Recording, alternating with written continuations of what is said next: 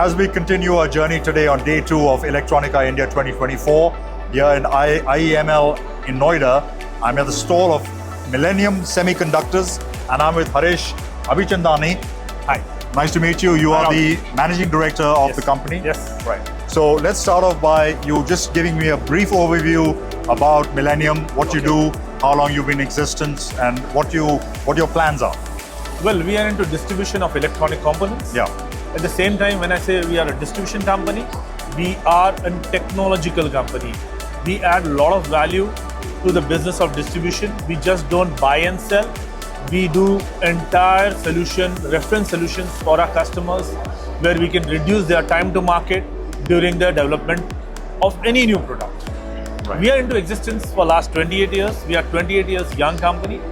We have office across Pan India. We have around 10 offices. We are catering more than 5,000 customers in India.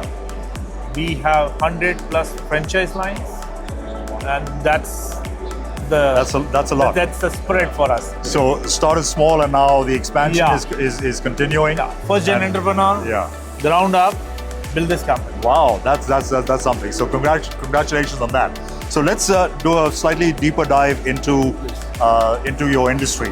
So semiconductors is one of those areas where it affects everybody's life to some extent or the other. Whether it's, I guess, televisions, smartphones, cars, any kind of vehicles, all that kind of stuff.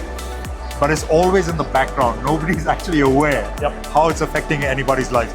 So do you actually feel that, we don't get the credit that we deserve for the kinds of services and products that we manufacture or distribute? Indeed, that feeling I had up till 2020. Right. The moment COVID hit, supply chain disrupted, everything almost went in halt. Scarcity of semiconductor kicked in. Entire world understood what is semiconductor. Including my neighbor. Up to 20 years, he was not even aware what I'm doing. He understood, he's in the right business. So to be very frank, that was the case 4 years ago. Today, everybody understands what is inside. Up till now, everybody was understanding what is mobile phone, what is television, what is fan, what is lighting, what is car, what is cluster. Now everyone knows there is a semiconductor inside which drives the entire system. So the feeling is far much better today. Okay. So at least a little bit of recognition is coming in. Absolutely, a lot of recognition. Today, can I use the word, this is one of the sexiest business? Yeah, absolutely. Yeah. Please do so. Yeah, so please do so. The market has changed a lot. Trust me, the traction today semiconductor has within India, entire credit goes to our government. The push from the top is there. There's a lot of initiatives, including semiconductor fast, PLI, production. There's so much of push that the market has become really, really conducive, or in the equity world, I would say it's called really sexy now. Okay, because this is obviously a big thing because the government has in the recent past, started this whole push, particularly after COVID and when we realized, as you just said, the need shortages and all that kind of stuff. So India plans to become a major player in the semiconductor industry worldwide. I just heard Mr. Narendra Modi ji, right now our Prime Minister. Yes. He has a big push. He wants chips to be manufactured in India for the world. Right. That's the aspiration he's carrying. But the key is this. How long will it take and what will it take for you guys to actually be able to pull it together and then challenge Taiwan and some of these other nations who are known and have pretty much a monopoly on the design and manufacture of chips? I agree with you. Today they have monopoly and they are in this business for donkey years. We are the late entrant, but the way the drive is from the top, I don't think so. We are really, really far away. Probably in next 3-4 years, you will see the production happening at a decent level. Indeed, to catch up the technology and the volumes, the velocity, another 8-10 years max, we will be at a position where we'll go head on with these guys. Right. It's too aspirational. I completely agree. But hearing our Prime Minister today and the way I can see the environment the push coming from the top, it's possible. Okay. It's quite possible. But it really, that's a grand overall vision.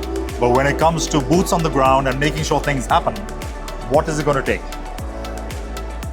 Well, it's the large players, and I can see the participation coming from the guys like Adani, Tatas.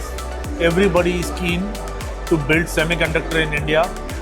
Probably around 5 fabs or 5 OSATs plus fab they have already announced.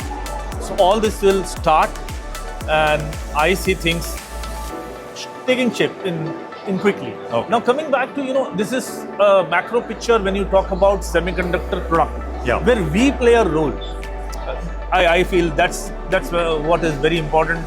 We as a stakeholder in this business, we are trying to see how we can add value to the entire ecosystem.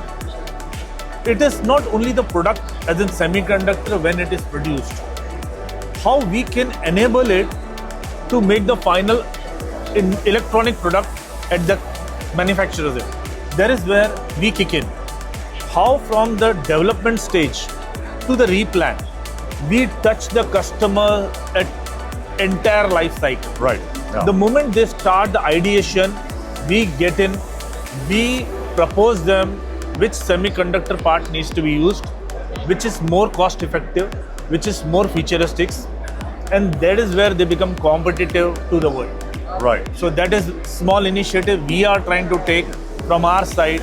We are building a strong technical team which can support from startups to tier ones to OEMs, all customers at the inception stage. So that will give us a different value. So that's a really key aspect of it. It's actually you're getting involved right at ground level in the design, so that you work with OEMs, for example, so that it just shortens the developmental cycle from, let's say, a year, or it's never whatever it takes, depending on the product to product, from 6 months to 6 years. Right. Now 6 years is curtailed down to 2 or 3 years. Yeah.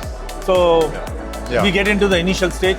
That helps us as a distribution company, and it helps the customer how we can get him the cost-effective solution, which will help him to get larger market share. Right. Okay. So exhibitions obviously play a role as part of the marketing of your products, your business, etc. Indeed. Now, you of course, on a day-to-day basis, you're meeting clients. Clients are meeting you. You're trying to grow your business. You're trying to bring new products to the market. But what role do exhibitions, and more specifically Electronica India, play in this whole strategy of yours? Indeed, first of all, I'll congratulate and appreciate the way Electronic India has been, sponsoring, I would say, organizing this event for last 15 years. I've been participating personally, flawlessly. It is one of the best exhibitions Thank you. I have ever participated in. Yeah.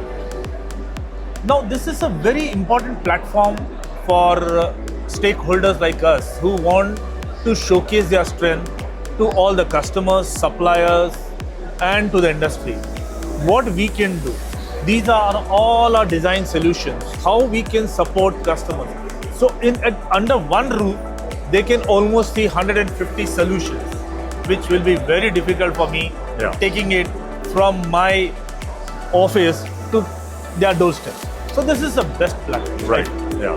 So on average, how many exhibitions do you do in a year? Only one. This is the only one you do. Well, let me thank you for that. I think we appreciate that. It's uncomparable. Yeah. So there is no point in putting money in somewhere else. Right. Okay.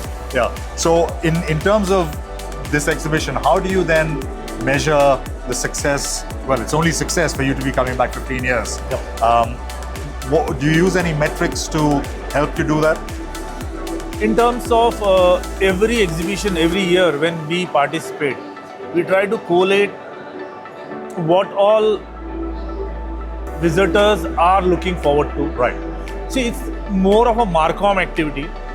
You can't get an exact ROI because someone visits you today might come to you after 8 months, 1 year, and it could be one of your largest customers. So, which gives you one of the largest opportunity, I would say. So it's very difficult to measure your ROIs, but it is a platform where you get in interaction with n number of suppliers, customers, and you get multiple opportunities. Even if it just plants a seed in somebody's mind. You never know what And it as is. you said, because it's, I feel that a lot of people see something like this as a cost. But I prefer to see it as an investment because you don't know when it's going to be realized necessarily. I think so. That's how you have to look an Yeah. exhibition or any marketing activity. Yeah. It is an investment because it will pay you back when you don't even know.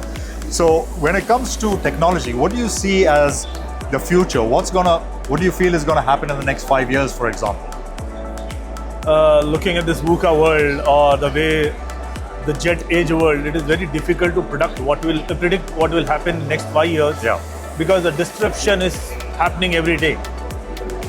Looking at the AI, I feel that quantum computing is the next disruption, which is on the cards. Right. Probably next 4 years, 5 years, you will see that. Okay. And how will that impact people on a day-to-day basis, in your view? You see what AI has done to us. Yeah, I'm not so sure it's necessarily a good thing, but that's my personal view. See, we have to take things positively because this is technology. Technology is like a double-edged sword. Yes. How you want to use it. You want to use it positively. You have to put it in place which can help you. It will. Right. If you want to use it disruptively, you can use that. So I see quantum computing will again speed up our overall activity. It will help us to churn data more refinedly. Yeah. So it's all machine learning, AI, quantum computing. This will help us to speed up things quickly. Right. Okay. So let's talk about this specifically here. You took me through a bit of the sensor technology that you do. Now, do the applications are things designed just for a specific application, or can it be used across a number of? Okay. Mostly, so there are two ways you look at an electronic component, or rather there are two variants, I would say, when you talk about an MCU or a controller, because you're just standing in front of one of the controller. Yeah. So one is an ASIC, which is application specific. One is a general purpose MCU. Right. Or CPU, whatever you call it. Yeah. So right now you're standing in front of an ASIC, which is specially made for tire pressure monitoring system. Right. So the car which you use, there is a tire, the pressure of the tire is measured by this. Right. Okay. Rather than you go to a tire wala and You don't need, you can just see in your phone, you can see on the display. Okay, right. You don't need to do anything. Right. So technology as an enabler to make life simpler. Absolutely. That's what it is. That's what technology Right. is. Harish, thank you so much for your time. I really appreciate it. Yes. And I know we are only into halfway through day one. Yep. And I wish you all the best. And look forward to seeing you next year. Looking forward to you. Take care. Thank you. Thank you.